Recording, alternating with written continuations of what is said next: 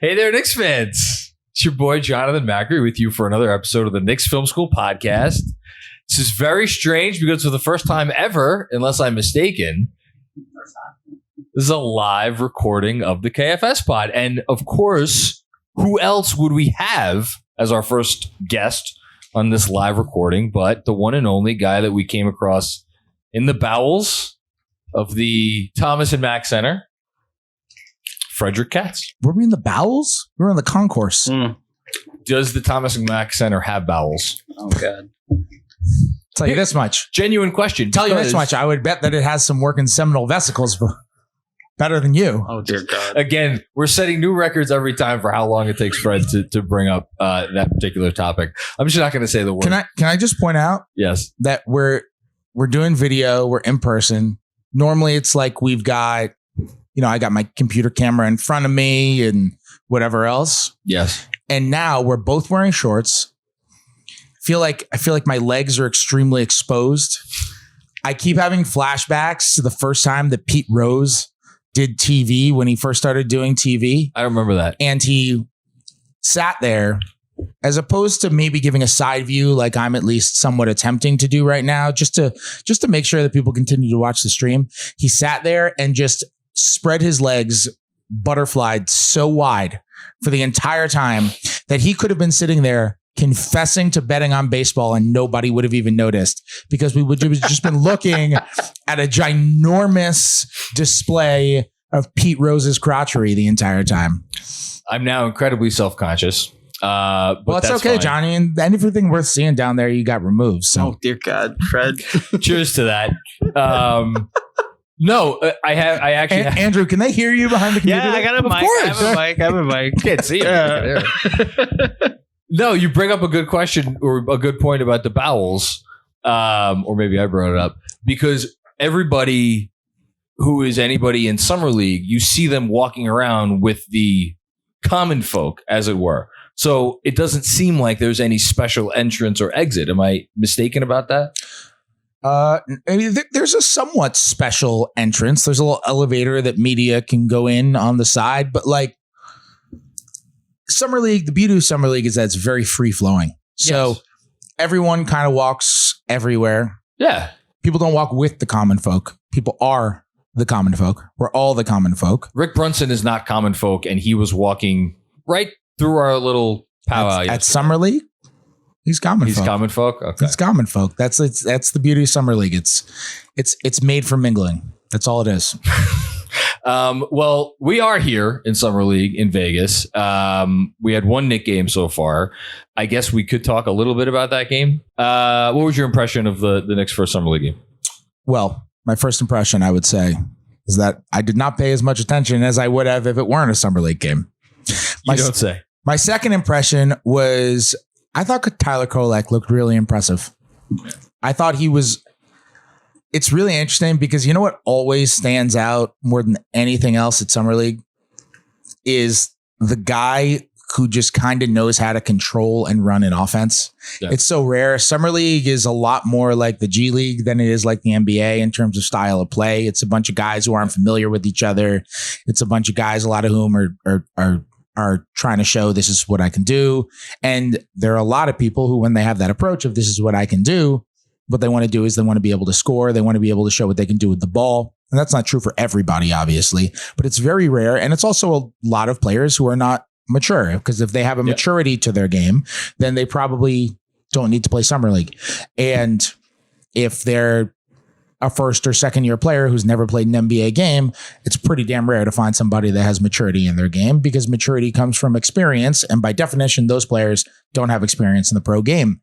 And I thought Kolek's pacing, and I know this is the MO on him, but I just thought it really stood out in a game that can look very frantic, that can look very... It's ugly usually. Yeah, it can look very hot potato. Like he ran a pick and roll in the second quarter, which was otherwise unremarkable, where he came around the left side of the pick and roll, and he came around fast around the pick and roll, and then he kind of slowed down and stopped. Yes. And then he ends up kicking to another guy for a three on the opposite wing. I was like, that was an NBA play. That was a real NBA play right there. And there was another one where he did it was a very Jalen Brunson-y sort of move. Oh boy. Where I'm not saying it's Jalen Brunson.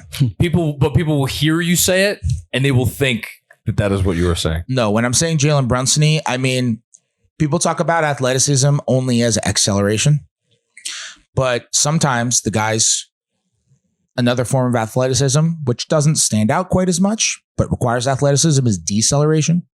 Jalen Brunson's deceleration is amazing. Like Luka Doncic's deceleration is unbelievable. Yeah. It's insane. He could just be going full speed. And normally, like if I'm going full speed, I need to, shake my feet and I take 18 steps before I'm able to stop. I run right into a wall or something. So now you're comparing yourself to Jalen Brunson. I just want to keep track. No, I am opposing myself to Jalen Brunson. Fair. Whereas Kolek had one move, which was like, I thought it was beautiful. He went Euro step and he went 1-2 and he just hit that left leg and he just stopped and then basically shot like a little fadeaway layup as his defender ran all the way out of bounds because he couldn't stop at that speed. I was like, those are impressive moves. And I was wondering, I asked him this after the game. I was like, you can do that kind of stuff. You're playing with the ultimate speed master right now. Like Jalen Brunson's best comp at this point for his game is like Greg Maddux. Like you're playing with the ultimate change of speeds guy. The baseball fan. You must, there's probably a lot you can learn here, right? Like I think Jalen Brunson is going to be a really interesting sort of mentor for him. And Lord knows he's going to mentor him because that's what Jalen Brunson does. And I think that seems like in terms of basketball and skill set and Brunson being able to show things that could bring the best out of what he's good at. I actually think that's a really interesting match. I wonder if that even a little bit factored into their decision to draft Kolek in the first place, knowing that they have Brunson here to kind of be that sort of mentor. Although I think the theory that has been floated about, at least to me, from people that I hear from, is should Knicks fans read anything into the drafting of Kolek as Deuce McBride's days are numbered or something to that effect? And I have never seen it that way. I will ask you the question because I know other people are thinking it. Do you see it that way at all? Not for now. Okay. I don't see it for now, but I could see a scenario coming up that could force us to ask that question. Okay. It's worth noting they're both represented by the same agent. And often if you've got two guys who genuinely deserve playing time, you might have that agent be like, well, I don't want to have one of my clients blocking another one of my clients. I want to be able to get this client who's good somewhere else. And if Kolek comes out, and whether it's in year 1 or year 2 or year 3, and what you have to remember, he's a second round pick, and sometimes it takes some time. And I do not expect him to be in the rotation right away at all. Under any circumstances, I don't expect that. Unless he comes out and he's just like, he gets some opportunity for whatever reason and he's unbelievable and he just takes that spot.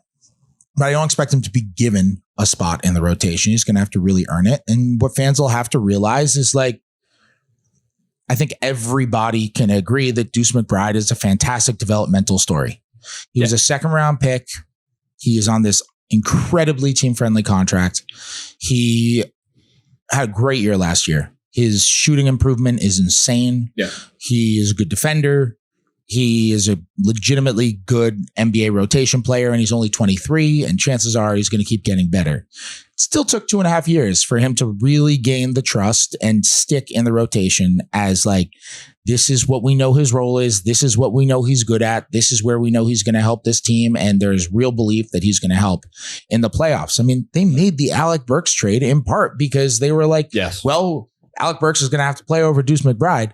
Like, that was in February, you know?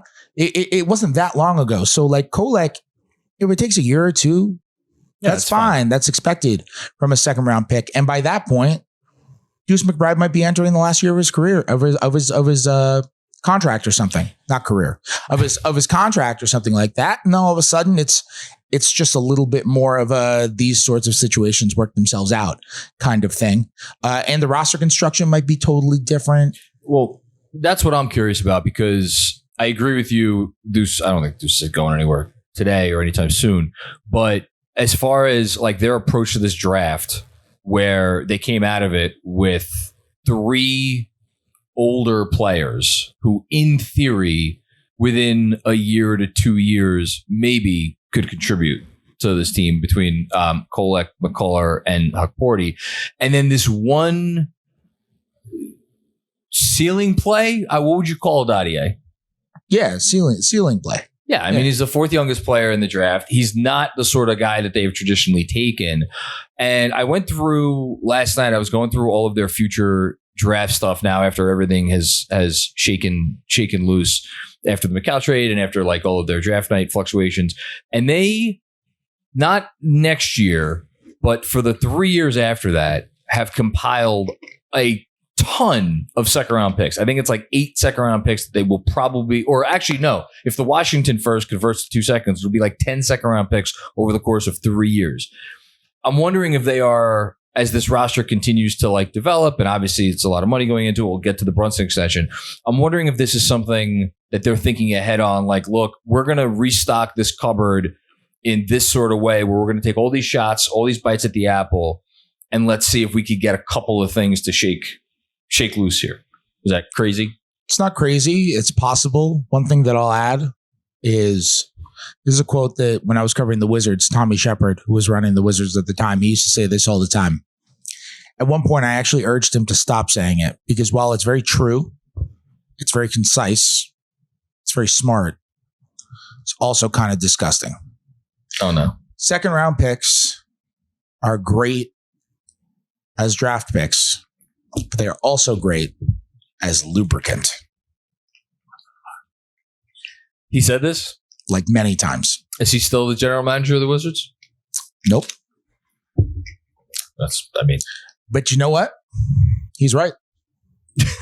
They are good lubricant. Here's the thing with Tommy. He's got a G-rated mind. So he hears lubricant and he thinks soft skin. I don't think that when I hear the word lubricant, but that's me.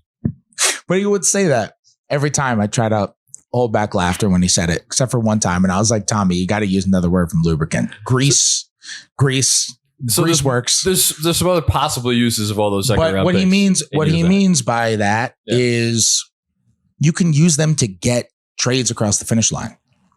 Sure. You can, you can use them to be like, okay, well, what if we throw in 3 seconds? Will that be able to get us whoever? All right, can you get this wing defender who is expiring at the deadline 5 seconds? Can you move into the first round? I mean, look at the Thunder.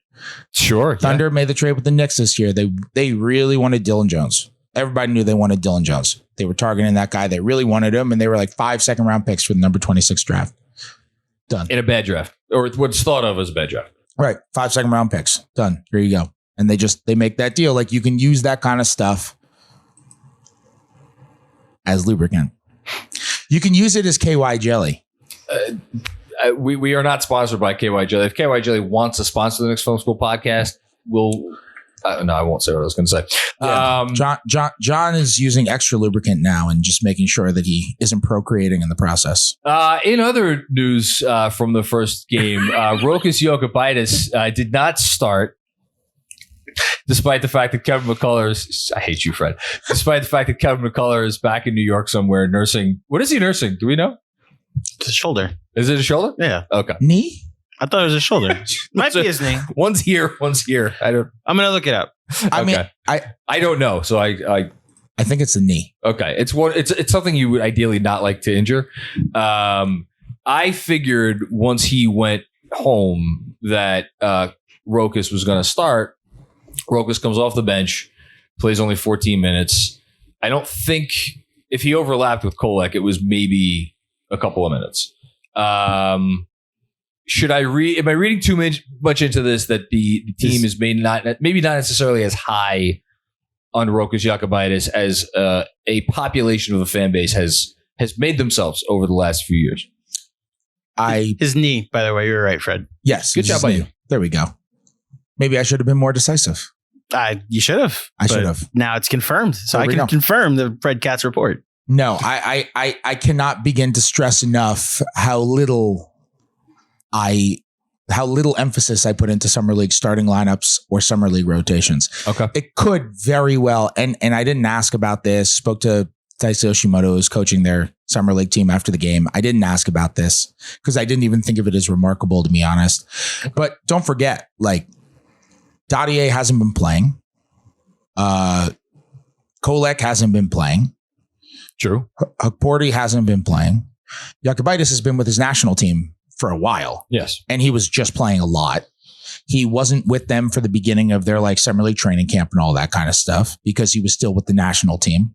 And then he came a few days before once the national team lost and didn't make the Olympics, and he comes. And so it's like, I didn't think anything of it. I'm like, the guy's been playing a lot of minutes. They probably don't want to, you know, I wouldn't take a guy who's been playing like intense, real competitive, like Olympic qualifier basketball games. You're not Tibbs. I'm not Dice either. But I wouldn't take that guy and be like, all right, let's run him out there for 30. I mean, also, like, don't forget, so much of Summer League, it's not just about development. A lot of it is about politics too. For example, who started at guard there? I believe it was Dwayne Washington Jr. Dwayne Washington Jr. Are they trying to develop Dwayne Washington Jr.? Well, considering they didn't tender him, they could have tendered him a qualifying offer, right? I actually think he might be too veteran. Aged, yeah, he might have aged out. Okay, so, well, are they? No, they're not trying. Dwayne Washington Jr. is what, mid-20s? Yeah, he is what he is. He was on a two-way last year. Yeah. He never got an opportunity. No, he never. We actually checked this during the game yesterday. He never stepped foot on the court for the Knicks last year. Right. And he was hurt for part of that too. Yes, he was. But Dwayne Washington Jr. has had some success in the NBA. He's averaged 10 points a game in the NBA. Yeah. He can put the ball in the basket. Hit 26 the other day. Yeah, he was good. Don't you think the Knicks feel some obligation to Dwayne Washington Jr. after not playing him all year to be like, you know what? You deserve an audition. He was a great soldier all year last year. You've shown you can play in the NBA. It's very fair. You need to show some sample size to point to as a free agent and be like, no, I can still do this. Look at what I'm doing at Summer League right now. Like, I'm an NBA player. Come sign me. The Knicks probably feel some sort of obligation to do that to a guy who was a great soldier for them all year and never really got his opportunity, even though he was working hard and leaving and coming back and getting hurt and whatever else. So, like, Summer League has so much more to do in terms of the rotations than just like, oh, these are the guys we're prioritizing moving forward. There's a lot of other stuff to it too. And sometimes politics can be used in a dirty way. And I don't mean that as a dirty way at all. No. That's how you should treat your players. You should be giving that guy, a guy like that, an opportunity. It's just like, it's just a good way to treat people. Sure. And he seemed like a good soldier last year. So I'll ask it this way, and then we can move on from Summer League because I don't really want to talk about Summer League anymore. Would you be surprised if Rokas got a roster spot on this team next year? Surprised? No. But I think it would be interesting considering Kolek is there, McBride is there, Brunson is there, and Jokubaitis has chosen not to come over before when there was not even that there wasn't a clear pathway to playing time, but there was like a clear pathway not to playing time. Yes. And which there is now, we should say. I don't see where the playing time would come from, even if you factor in an injury or two. You know, I just don't see it. So maybe I don't anticipate it happening, but I'm not going to say no because I just don't know. Like, I don't know where their contract negotiations are at. I don't know. I honestly don't know enough about his situation in Barcelona. I had a conversation with Sam Vicini on the last episode of my podcast about this too, where Sam and I were kind of talking about Jokubaitis versus Kolek and kind of how that's really interesting and don't rule out the fact that, like, and to be clear, I'm not reporting that they're like shopping Rokas Jokubaitis at all. I've heard literally nothing on that at all, but just don't rule out the fact that, like, they have Kolek, they have McBride, they have Jokubaitis. Jokubaitis currently doesn't make a salary, so you could trade his rights and you don't have to worry about that as salary, or you could sign him and then eventually use him as salary if you wanted to. But, like, they have a bunch of guys who aren't the same player, but would play in similar roles if they were going to play, you know, similar points in their careers and all that kind of stuff. And it's like, if they want to make a move, if he plays really well in Summer League, let's say, then there are some other teams who might be like, yeah, we like that guy when we saw him in Summer League. We like how that guy played in Barcelona last year. Like, Yeah, we see him as like an actual positive thing that's coming through, not just like a random draft rights guy who's 38 years old, like the Knicks always acquire. Shout out to what's his face with the San Antonio Spurs? No, is he still with the Spurs? The coach? Petri. Yes, Kopanen. That was impressive. There we go. Not getting there. He's not even. He's the assistant. He's an assistant coach on the Spurs summer league team. I should track him down in Vegas. Oh, you have to. I'm surprised you haven't done it already. He had a hilarious tweet. I saw that, which was incredible. It was so funny. I should track him down in Vegas and ask him outrageous questions about that entire situation. Please do. I wonder if Knicks PR will get after you if you go find him, because he's Knicks PR will get back after me either way, so it's fine. There you go. All right, you brought up possibility of a trade, so we'll talk a little trade. It is, what is it, July 14th today? I don't know. Yeah. Precious Achiuwa remains unsigned by the Knicks or any other team. I think you could argue that other than Tyus Jones and maybe like one or two other guys, I don't even know if there are one or two other guys. Luke Kennard. He's pretty good. It's a short list of better players on the free agent market than Precious Achiuwa.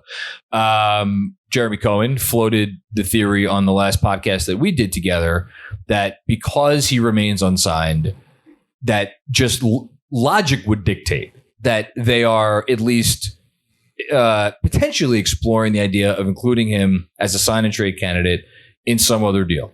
If I was to float that theory to you, you would say what? I actually didn't realize Jeremy floated that. He did float that, right? About a week ago. Yeah. Andrew and I were talking about that before. Word for word. Really? Yeah. It's great minds.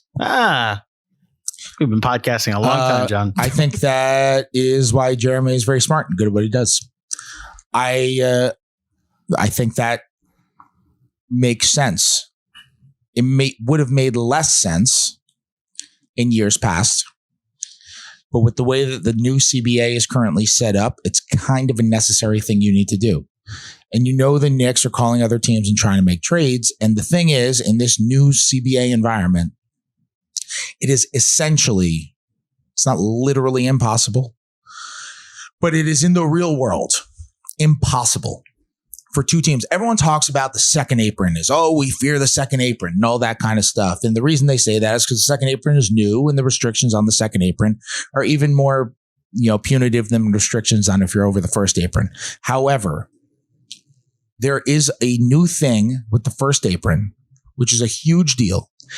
Whereas if you are over the first apron, you can't take in more money than you're giving out in a trade. And that concept has essentially made it impossible for two teams that are both over the first apron to make a trade directly. As of now, is it half the league that's over the first apron, or am I overshooting that? It's something in that. It's like 13, 15, 17, something like that. A lot of teams are over the first apron. It's double digit teams. It's something in that range. So you are basically ruling out the ability to make trades with half the leagues directly. The way you get around that, and I'm sure Jeremy explained this because he's really good. So Andrew told me to shut the hell up if he didn't. Okay. If he didn't, waiting for you to. Yeah, no. I thought you were just going to tell me to shut the hell up there. No. I want to hear what you have to say. Yeah. I know what you're going to say. He did a cap or no cap, but for everyone behind the scenes, and John and Jeremy obviously know this, but I started them on the pod and then had to travel from my mother-in-law's house to my house. So there's parts of it that I missed. So John should be the one that tells you to shut the hell up. I know what you're going to say, and Jeremy may have touched on this, but he did not say it as explicitly as you're going to now. So the way that you get around it, and if you're not following, because this stuff is like the most complicated stuff ever, and I just couldn't judge any fan who doesn't get this less. I've just never judged fans less for not understanding something. It's so unnecessarily complicated. It's insane. But if one team has to send out more money than it's taking in by rule, and the other team has to send out more money than it's taking in by rule, then mathematically, they can't make trades with each other directly. The only way to get around that is you have to incorporate a third team that is willing to take on money. Now, what you can do in the offseason like this is you can make a sign-in trade. And that can be a way that you're sending out money. Now, or the Knicks could include somebody who's making a legitimate salary so let's say the Knicks are making a trade and they're with another team with another team that's over the first apron, and they're taking in $12 and they're sending out $10. It's then so the Knicks. I was going to do an example in my head, and I'm thinking 9, 10, and then a $2 piece is the gap. There you go. You were like right there. This is frightening. There you go. Yeah. We spent too much time together. Anyway, sorry. They're taking in $12 and they're sending out $10. They need to find somebody who makes $3 in order to make it work, because that means the other team is taking in 10 and sending out 12, so they're good. And the Knicks are taking in 12 and sending out 13, so they're good. Yeah. And then you find another team that's taking in 3 and sending out 0, and that's a team that's not over the first apron that's able to make that trade. And so what you can do is you can send somebody out from your rotation who makes $3 million, or who's on your team who makes $3 million. And anybody on the Knicks who makes a consequential amount of money is one of their rotation players. Or you can sign and trade one of your own free agents. In this case, Precious Achiuwa is the guy who remains. Why would Precious Achiuwa wait? The reason he would wait, the reason he would wait is because the market has kind of dwindled on him. And if he were told, and this is all theory, by the way, I'm not reporting this is the reason it's not happening, but I think this is a logical place to go. Sure. If Precious Achiuwa were told, yeah, we might need to include you as a sign-in trade if we were making a trade to send you to a third team, that's his best avenue to get paid. Now, it's not the first time ever that players have had to wait in free agency and then had their only chance of getting paid being a sign-in trade to make the salary in a trade work.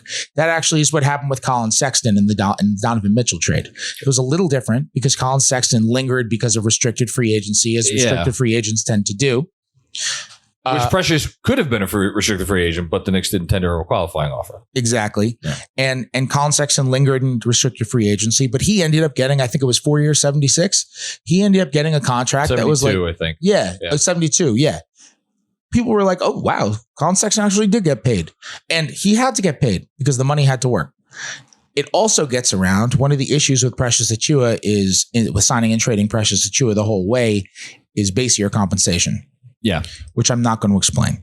We talked about that a lot 2 years ago with the Brunson thing. So yes, which basically means most fans will remember. If a player is getting more than a 20% raise, then his outgoing number is a different number than his incoming number in a trade. Oh, RJ too. Sorry, I forgot about the RJ thing, because once he extended that would have come into play though.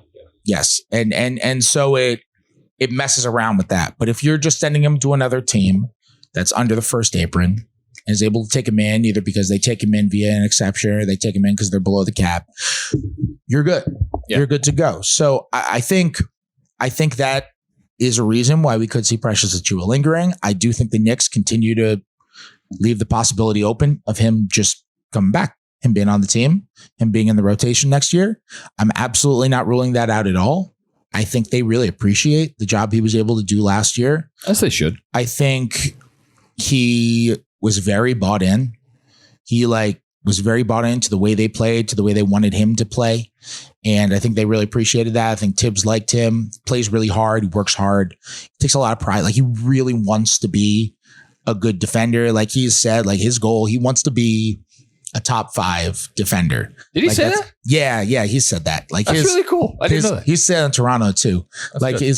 That's his goal. Like he thought he defended well. Defended really well. Yeah. Yeah, he had some great moments. I mean, oh yeah, none better. I mean, he had the best 1-point playoff performance I think we've seen from a New York Knick and all. I don't mean that jokingly at all. Like, no, he was big in that Philly game when he had to come in, like after Mitch got hurt. Like, he was fantastic in that game. Yeah, he was great. Like every way, just energy play after energy play. Team defense was fantastic. He made a lot of great individual defensive plays. He was great in that game. Like, he's talented. He's young. He really likes playing in New York. You know, it's like dude's basically from the Bronx, you know, like all his family comes to all the games. So you think all things considered, he would probably like to be back here? I can't speak for him. Okay. He never told me I want to come back. Okay. He did tell me various times how much fun he was having playing for the Knicks and how much his family loved that he was on the Knicks, and how like cool it was for him that like growing up in the Bronx, that like and being just like, you know, a Knicks fan at that point, and like coming there and being able to play for the Knicks. Like he did comment like 18 times about how cool it was. So, I mean, I would be surprised if he didn't want to. But I just think, sometimes there's some free agents who linger because of situations that don't have to do with whether or not they're NBA players. Like I think he's a rotation player in the NBA. Yeah, I mean, I think we've talked. I mean, Benji and DJ, I feel like talked about this last year. What is he? Is he a rotation player or is he just an elite depth piece on a really good team? Where it's like you probably don't want him playing every night, but if you have to play him 15, 20, whatever minutes a night, you're okay. A lot of people talk at Summer League. There's a lot of scuttlebutt. Have you gotten the sense? Because I know there was a lot of talk about Markkanen. I feel like there's some talk about Brandon Ingram. I don't know how much that's still going on. Are you getting a sense that there is stuff going on around the league that could be going on that is being held up by a major piece like a Markkanen or someone else that I'm not maybe thinking of right now? Not really. I think Markkanen is going to be the really big guy for the next month or so. You think it's going to last then? You think this is not happening anytime soon? I don't know. I don't know enough to be able to predict a timeline, but people are talking about it.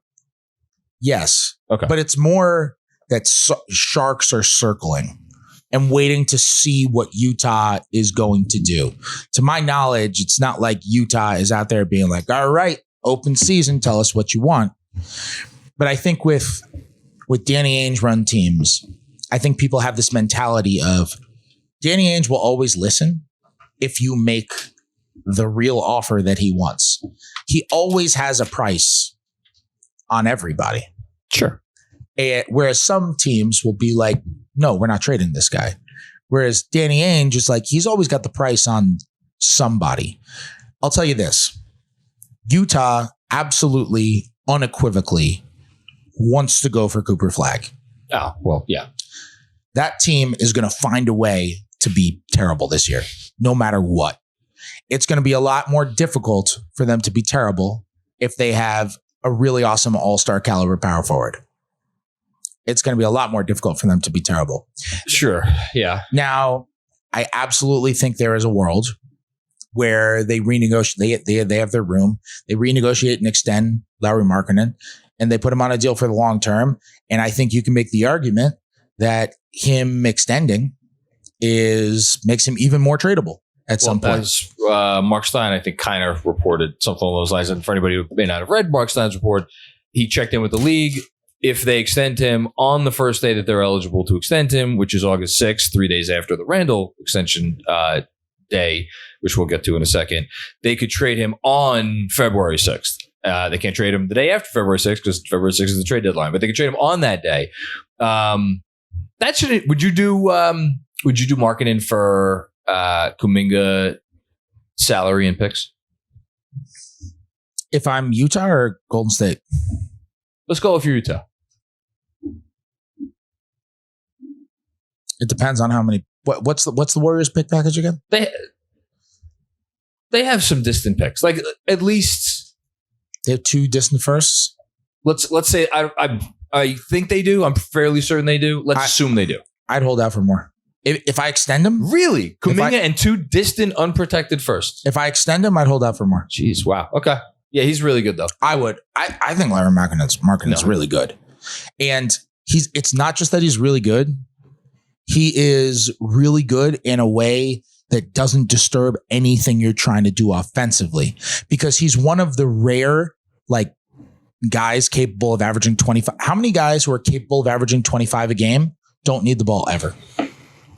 Oh, prime Klay Thompson's the first one that comes to mind. Great. Well, I wouldn't trade Klay Thompson for Kuminga. Prime Klay Thompson for Kuminga in 2 firsts either. And 2 unprotected, distant unprotected first. That's why prime Klay Thompson was so unbelievably valuable. Prime Klay Thompson was also a borderline all defense level player. Lauri Markkanen is a serviceable defender. To be clear, I'm not saying that Markkanen is as good as prime Klay Thompson. Prime Klay Thompson is one of the best players of all time. But my point is, those types of players are ridiculously rare.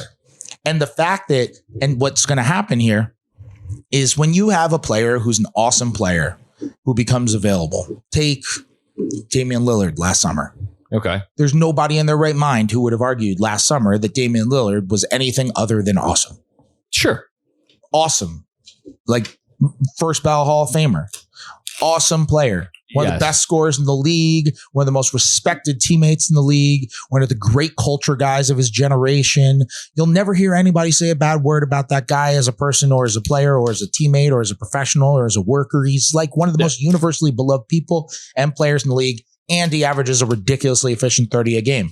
However, there were teams when he became available that could have gotten in on Lillard because they had the resources, who were like the Knicks, who were like, he doesn't fit. He doesn't fit. He doesn't work with Brunson.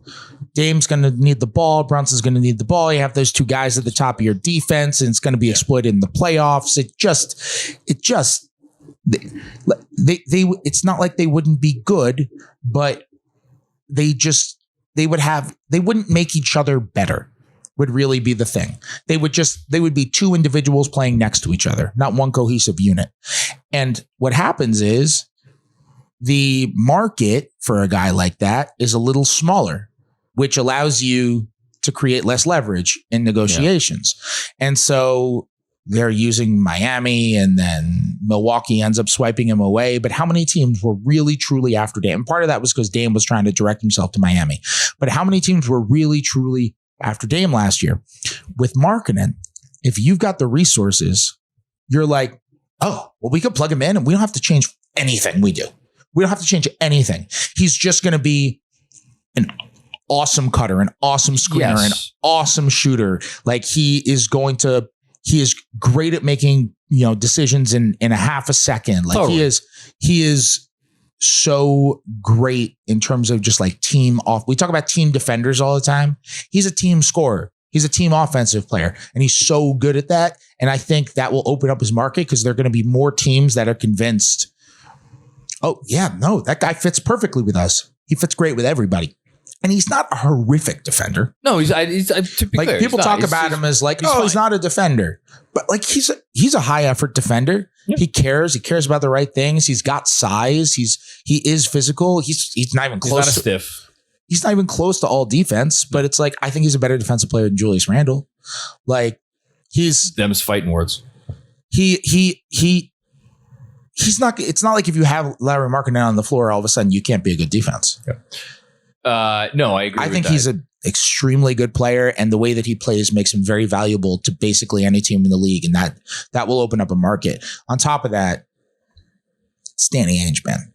No, I know. Like Danny Ainge isn't doing it for nothing. But he needs someone else to get in the pool, and I know that's maybe where all the San Antonio speculation. And you know what? He'd be great there. I mean, that would be that's perfect. The perfect fit. That makes a lot of sense. But like also like, if you do the extension, you're in no rush.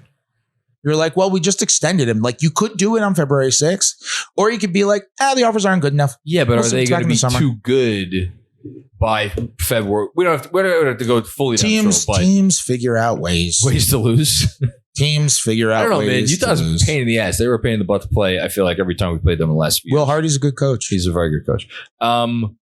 Just to close the loop on Utah, do you think they're still in on Kessler to the extent that they ever were really in on Kessler?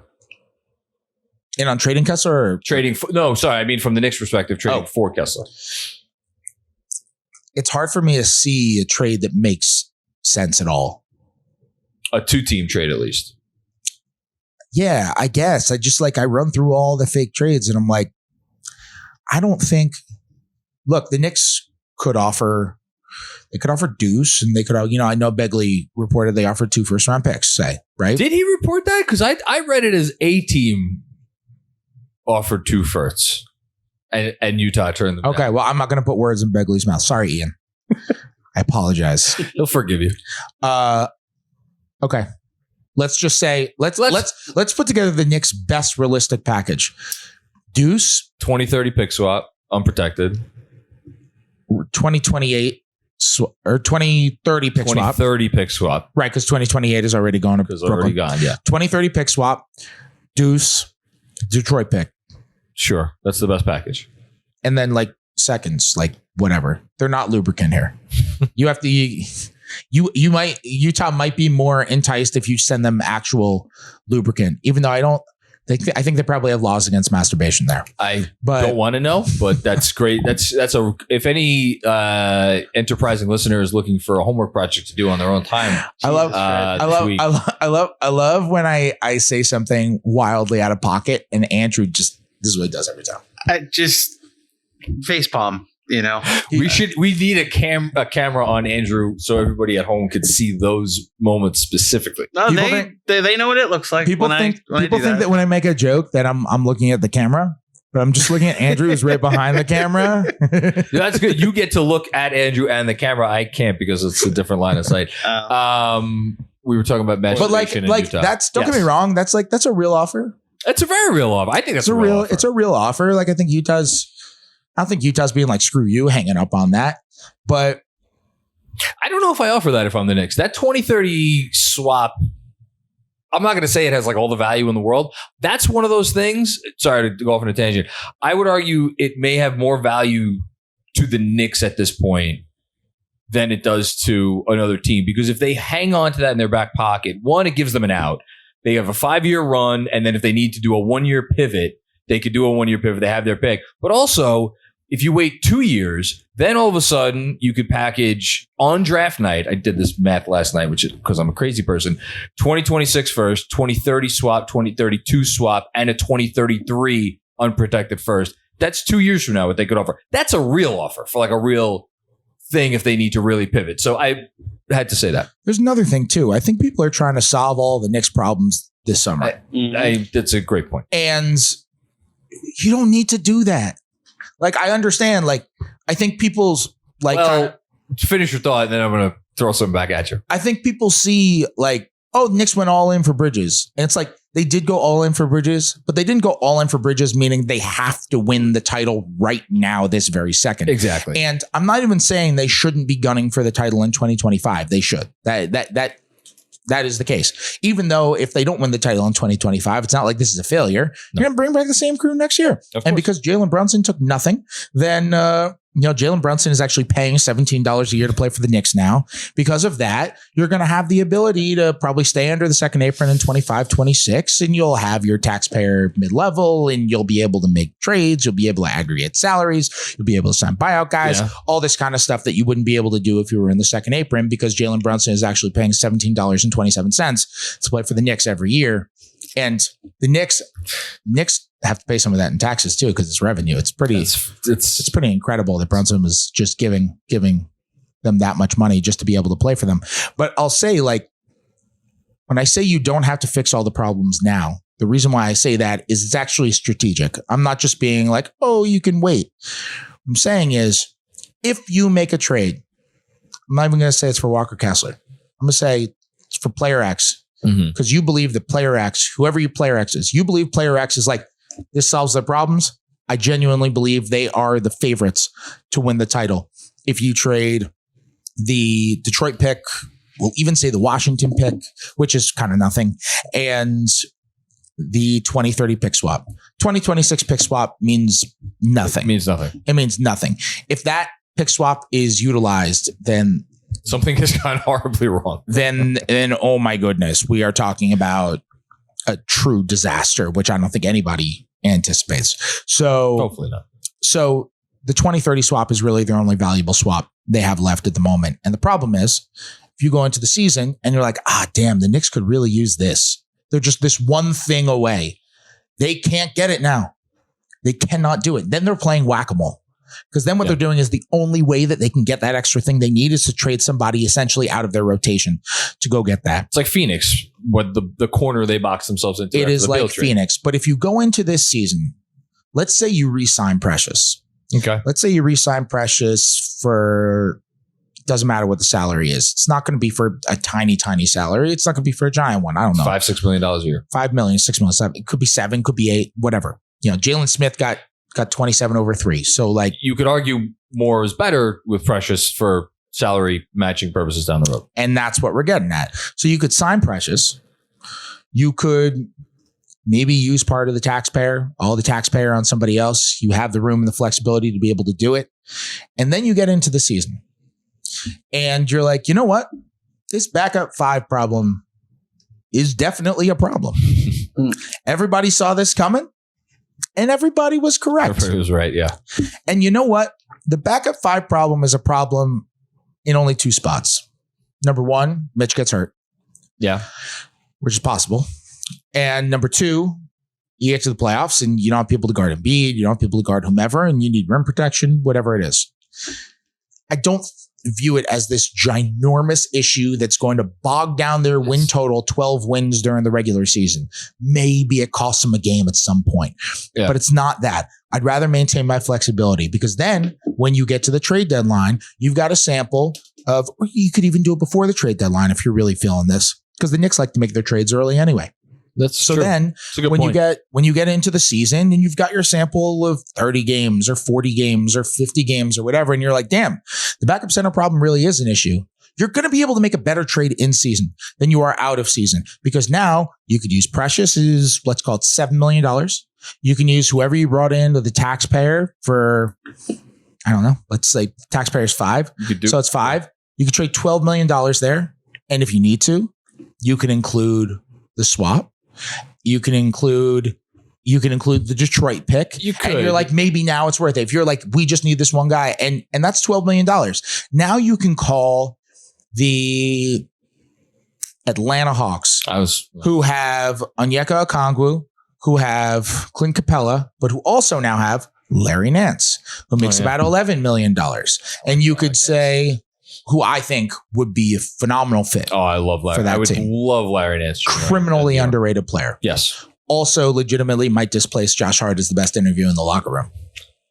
So big for the beat writers. That's a high bar, but yeah. Very high bar. The fact that Larry Nance and Josh Hart were teammates together, I believe with Steven Adams, is the most. Were they briefly? With New Orleans. They were all there in New Orleans together, weren't they?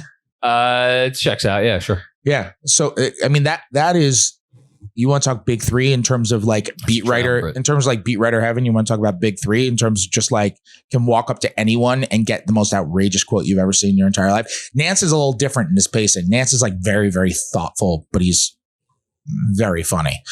And where Josh is like, I'm not even going to think about it. I'm just going to say it. Nance is like very thoughtful. He's actually like an extremely smart player and play the 4, play the 5, whatever else. So let's say the Knicks want Larry Nance. That's the name. Let's say the Knicks want Larry Nance. Yeah. Yeah. You could just be like, okay, well, here's Precious' 7. Here's the taxpayers 5. That's $12 million. We can bring back up to $12 million in a trade. Larry Nance makes 11. How about we give you the Detroit pick? You give us Larry Nance. And that's like, they're like, okay, well, that's a trade that makes sense. We get a nice young player in Precious, who's on a reasonable deal. We get Detroit's first round pick. Maybe you throw him some seconds also to entice him into it. And you get that guy, and you're in a better spot. You're in a better spot if you're the Knicks. And now you've also made that trade knowing that's your issue, because what it does, if you take that strategy, is it leaves open the possibility that something else might be your problem. Yes. Because for all you know, you get into the season and there's something you don't expect that's an issue. Maybe the second unit, for whatever reason, the offensively is just bad again. I don't anticipate that being the case. I don't either, but it's not nuts. Dante DiVincenzo, I think, has a really good case to be the favorite for 6th man of the year. Josh Hart is going to be on the ballot for like 6th man of the year odds. You know, I mean, we saw 2 players finish in the top 3 for 6th man of the year a couple years ago, so it could happen. Yeah, totally. Yeah, and LA. And LA, they've won 1 and 2. Yeah, in those cases. So like, those guys actually have chances to like literally win 6th man of the year. Sure. And then Deuce McBride is a very good bench player. So the reason I scoffed, but anyway, the reason I say is because like it just leaves open the possibility to be like, oh, you know what? Oh, wow, Bridges got hurt, or player X got hurt. We know like, stuff happens. Yeah. And like, okay, well, now we have this extra flexibility. We could do something and actually make yourself title contenders, as opposed to anticipating without having actually a sample of what this is going to look like in real life. Getting Walker Kessler now is not the equivalent of the Celtics getting Drew Holiday on the eve of the season last year, where it took them from a very, very, very good team to be prohibitive favorites to win it all, and they did.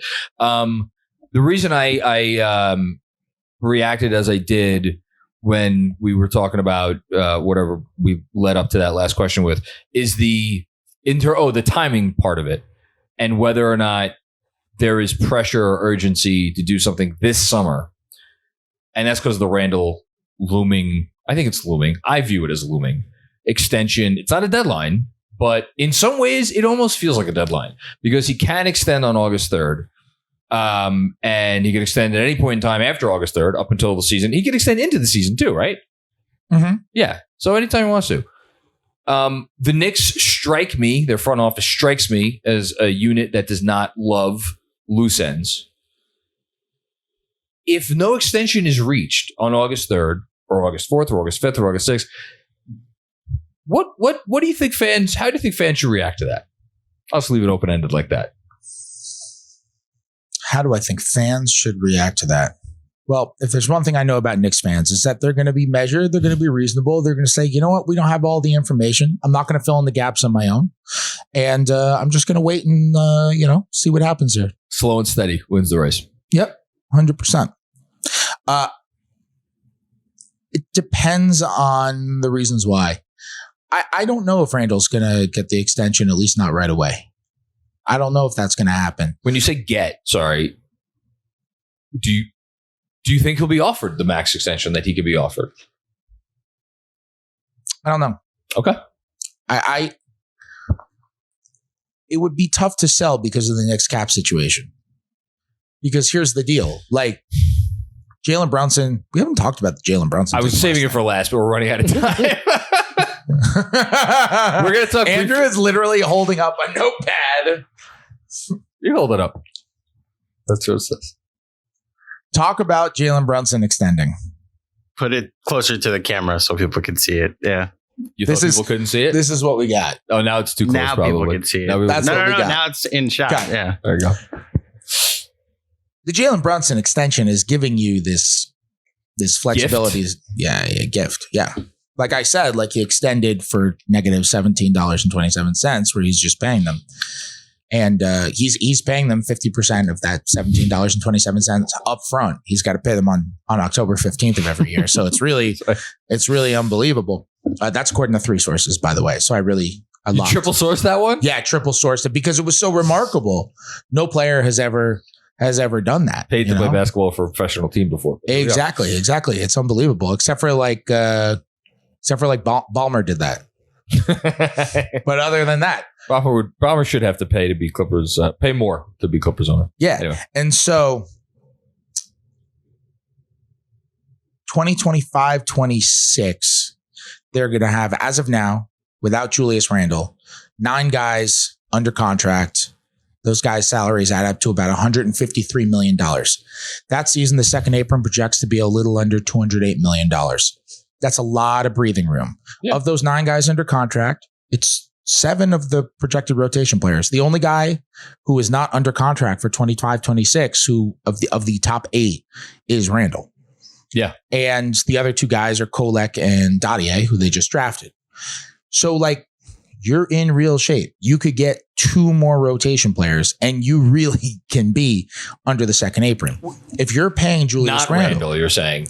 Yes. Yeah. Okay. But if you're paying Julius Randle $30 some odd million, then you're in a different sort of situation there. Sure. And then you might be pressing up against it. And I could see the Knicks saying, not in a way of like, we don't like you, we don't want you, we have to move on from you, but in a way of like, in order to maintain this flexibility, we kind of just have to hold off on this. I could see that being the logic. I could see them saying, we got to see if this works. That's interesting. And the definition of works is not what it used to be. The definition of works is not, well, that group went 12-2 after the OG trade. That's not works anymore. No, I know. That's they could come out, they could start the year 12-2. And we're like, damn.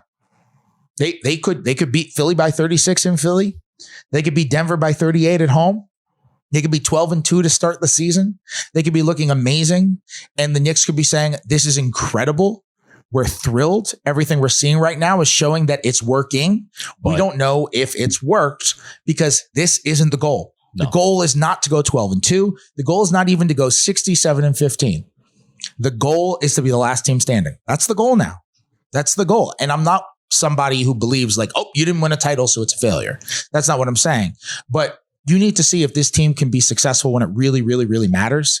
And I think you want to leave open that flexibility in case you get there and you're like, damn, it actually didn't work. We got to the playoffs and there's a fundamental flaw of some kind. Exactly. There's a fundamental flaw of some kind. Maybe that fundamental flaw of some kind has nothing to do with Julius Randle. But the only way to address that flaw, because of the way your contracts are all structured out, is to move away from Julius Randle and get somebody else into that position who you think is a better fit and will fit that flaw.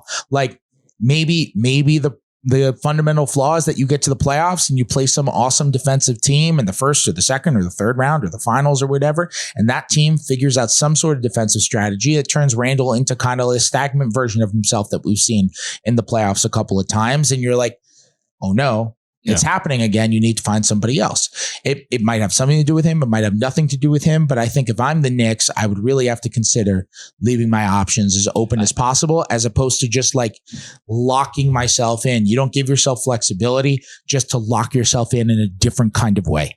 I think that makes a lot of sense. My only, not pushback, but thought is it's a big loose end if you're going into next offseason with Randle not under contract. And there's some level of risk there. But of course, at the stage the Knicks are at, I mean, once you made the Mikal Bridges trade, the levels of risk went off the charts. But also like the extension's there, you know, like meaning they could, again, as you said, they could sign it to him to an extension in the extension's December, there. And January, as long as the relationship is good. Well, is it good right now, do you think? I think so. Okay. I don't have any reason to believe it's not. I just wanted to ask the question. I've said 900 times on my podcast, 900 times on yours, like Julius seemed from my perspective, like Julius seemed happier than ever last. Like when he got hurt, that was just such tragic timing for him because he seemed as happy from a basketball perspective as I have ever seen him. He just seemed like he was loving playing for this team. And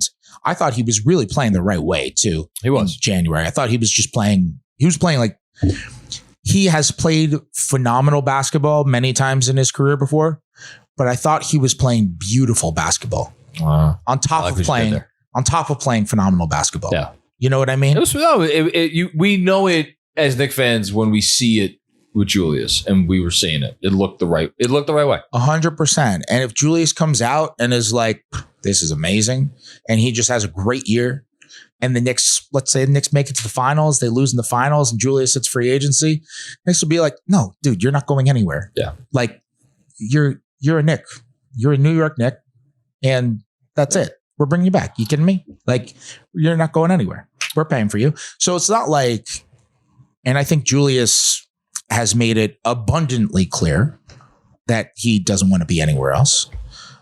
So I don't think it is. And look, sometimes in extension negotiations and that kind of stuff, feelings can get hurt and it can go another way. Well, we saw that recently. But look, let's not overlook the fact that Julius is once again repped by CAA. Mm-hmm. Those sorts of that's a real relationship there. Like, that's a real professional relationship there too. There's obviously a lot of trust between those two parties.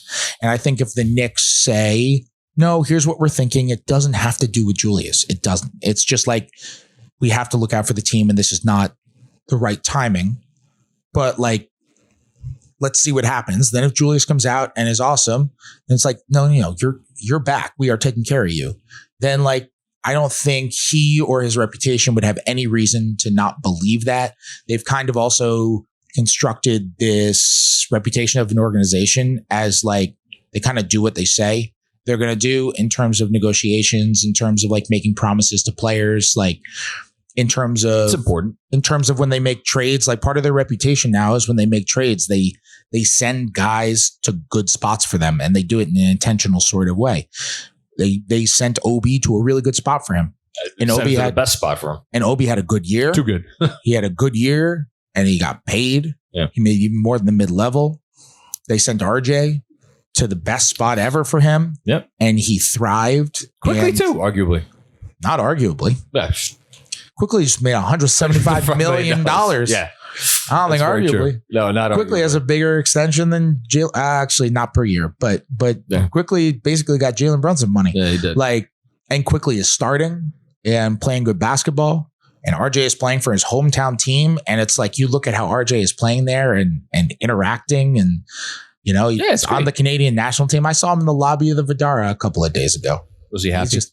I'll tell you, it was 11 p.m. I was unhappy because the AC was broke in my room and it was 117 degrees in Vegas. And I was like, I will not sleep. And I was so tired because it was 2 a.m. on my body. It was 11 p.m. there. And I'm just like, I just want to go to bed. And I'm downstairs. I'd put in the maintenance request and I went down, and I always try to be so nice to service people because they have the worst jobs ever. And they're always dealing with people blaming things on them that's not their fault. So I'm just trying to be very nice, but I'm also tired and I'm kind of grumpy because I'm so tired and I just want this to be over. I'm talking to them and I'm like, can we get this solved? And all of a sudden, this is true Vegas Summer League. And all of a sudden somebody jumps on my back and I'm like so tired. I'm just not in the mood to have my back jumped on. Someone jumps on my back and is like, do not help this man. Do not help this man at all. He doesn't deserve it. And I turn around and it's RJ Barrett. So he was happy. Yes, it was right after they had lost to Team USA. But like RJ loves playing on the Canadian national team. And by all accounts, he seems extremely happy playing for the Raptors. It's like they tend to stand by their word on those sorts of things. So I could see it getting messy because I could see any extension situation where there's not an actual extension. That always has the potential to get messy. I could also see it being like, okay, I understand from a business perspective. And if you're telling me that like, if everything goes great, then we'll take care of you, then I believe you. I think he and the Knicks are very simpatico on that kind of stuff. James Dolan has also been a huge Julius Randle fan for years. Oh, huge Julius Randle fan. He's like notoriously just like, I did not know that. Yeah, notoriously loves Julius Randle. Part of the reason why there was just like, as all the fan base was just like out on him, Dolan was like, that's my guy. He loves Randle. He loves that Randle chose New York. He loves his game. He loves the way he plays. So like, it's not like there's some sort of issue with ownership and management. He's very well respected in the organization. So that's good because I know, some people speculate like, is he a big enough star for Dolan's liking? All right. We're going to talk about the thing. You got 5 minutes. You're good. I got 5. Okay. We got 5 to talk about. Here's why I kind of am burying the lead here with Jalen Brunson. I don't know what else there is to say about this. It's like the response to the Jalen Brunson extension is universally what an amazing thing this guy did for his franchise.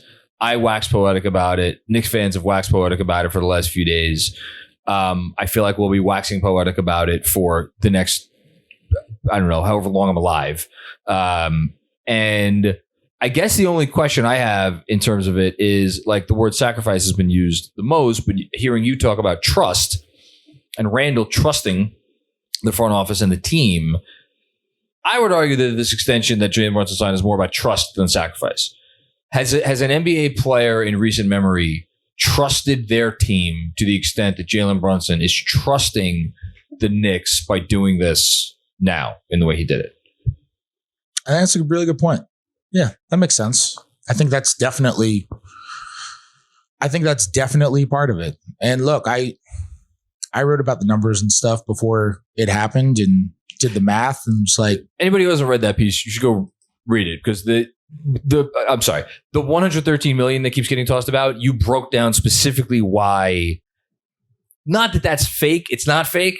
I should let you explain it because you wrote the article. But like, there's a very specific path to him making up that most of that money, not all of that money, most of that money. Yes, but here's what I'll say, and here's why I haven't framed it as like it's not 113 million because there's a specific path for him to make up that money. And I also haven't phrased it as it's only 6 million because there's a specific path for him to make up the money and thus it's not 113. Because they're both kind of correct in their own contexts. Yeah. And here's the thing. When So what could happen is basically he could hit free agency again in 2028 after the extension. And that year, if you sign a 35% max, which is what he'll be eligible for, then it's like 5 years, $417 million. And based on his salaries in 2028, 29 and 2029, 30, then in the years 2025 through 2030, which is the year that a 5-year max extension that he could have signed in 2025 free agency would span, then he'd be making only $6 million less than if he had signed that max extension next summer. If no one followed that, congratulations. You have more of a life than I do. This is why the written word still persists, because there are some things that are better read than podcasted about. That is absolutely true.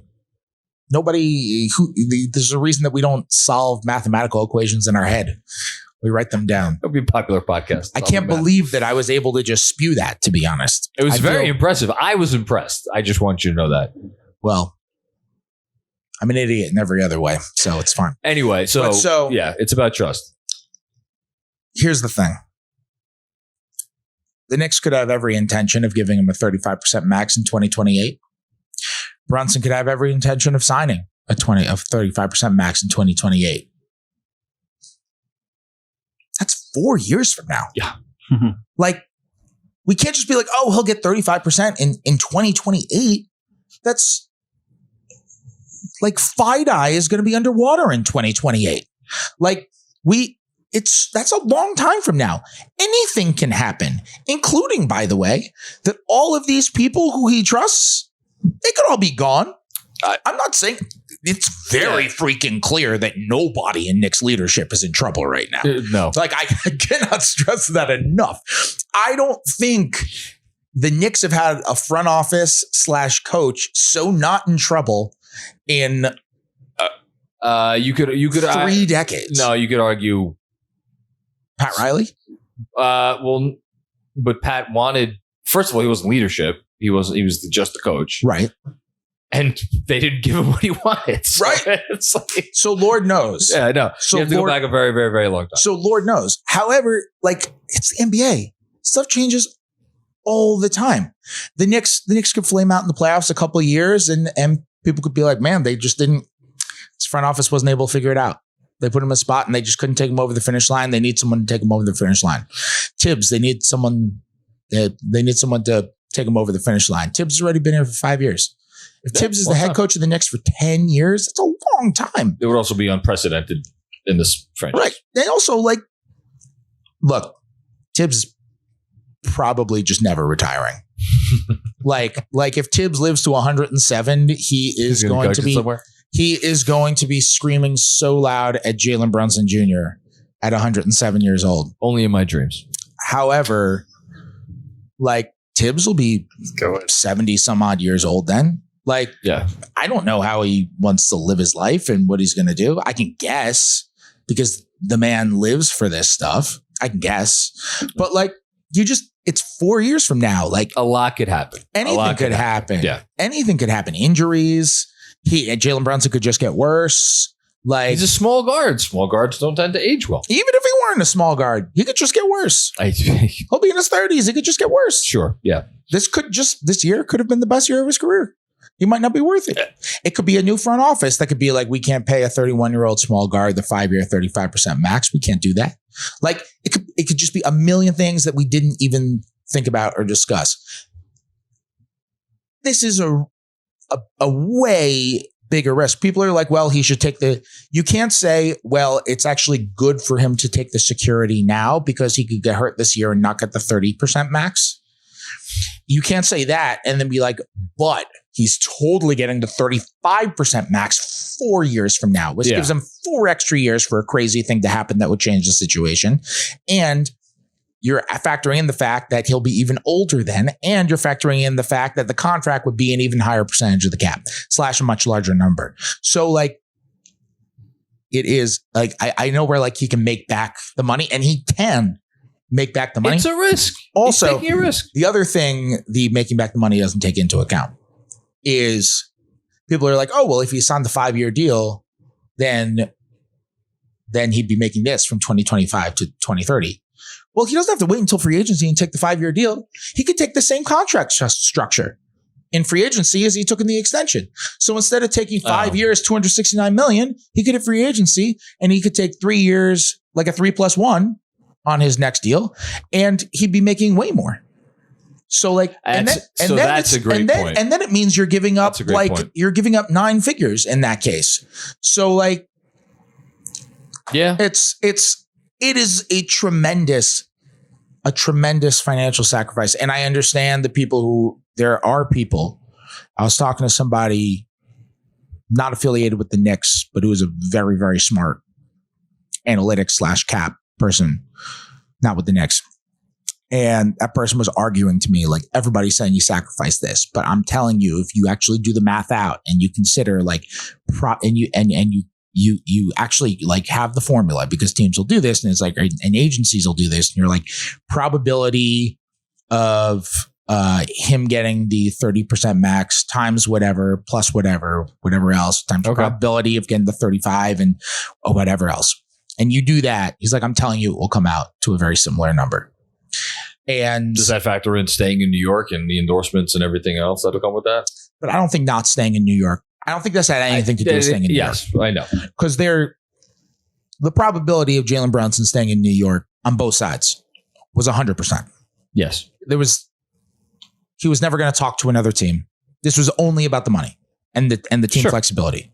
He was never leaving New York. He has no interest in leaving New York, and the Knicks have no interest in him leaving New York. You know, that was as likely as Derek Jeter signing with the Red Sox in 2003. You know, it's just like, no, that was never happening. So I this was just about the money. It's just he made a ginormous financial sacrifice. I knew when I wrote that story on Monday, like I knew he was going to extend. Like, I know you knew.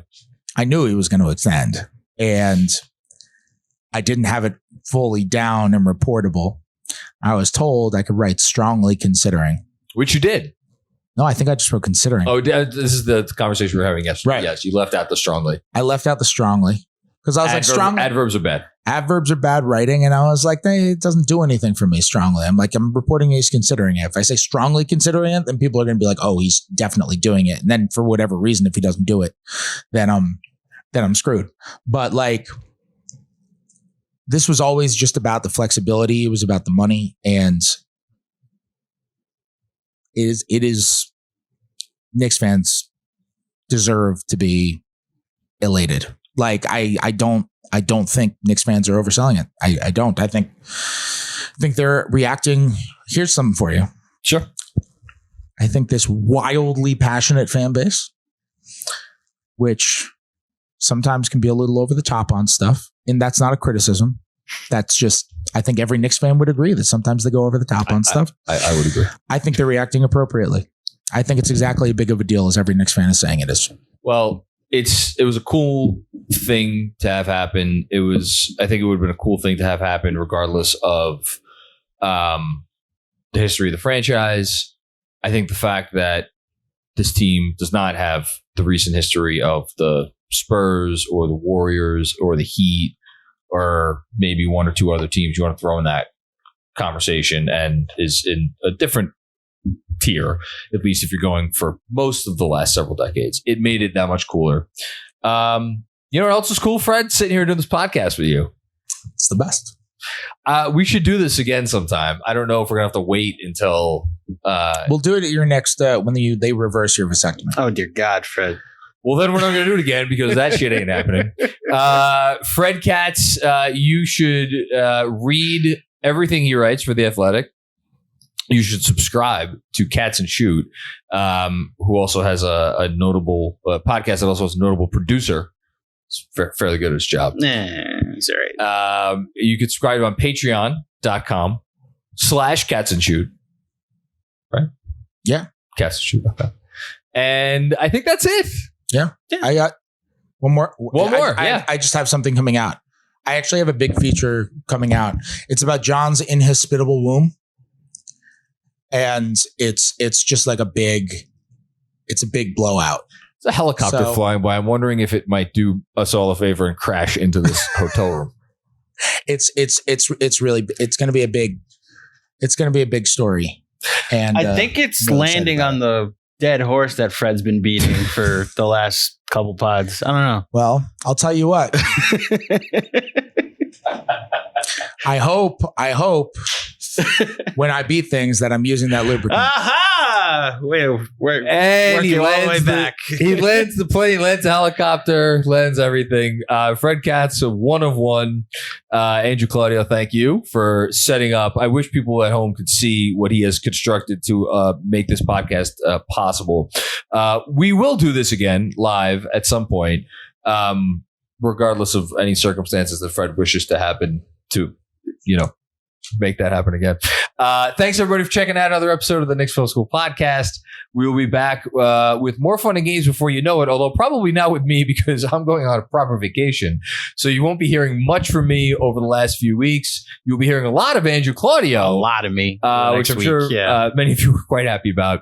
Until then, though, everybody continue enjoying your summers and take care.